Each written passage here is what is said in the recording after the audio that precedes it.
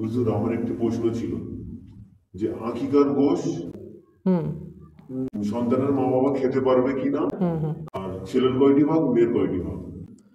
মাশাআল্লাহ, এটা অনেক সুন্দর প্রশ্ন করেছে ভাই। দেখেন, আকিকা সম্পর্কে আমাদের সমাজের মধ্যে একটি প্রচালিত আছে, ভালো করে বুঝবেন। আমরা মনে করি যে যার নামে কুরবানি করা হচ্ছে, ধরো আমার সন্তানের আমি একটা আকিকা করছি, তো আমি বাবা মা আমি খেতে পারবো না, এটা এরকম একটা প্রচালিত আছে না এলাকায়? হ্যাঁ, আছে না? এগুলো এগুলো করা যাবে না ভাই। আকিকার গোশ সবাই খেতে পারবে, সন্তানের বাবা মাও আকিকার গোশ খেতে পারবে, কেন খেতে পারবে না? অবশ্যই খেতে পারবে, না খাওয়ার কি আছে। আর আরেকটি কি বললো জানো, যে কয়টা ভাগ? মেয়ের দুইটা ভাগ আর ছেলের একটা ভাগ। আর একটা ছাগলে তো একটাই ভাগ হয়।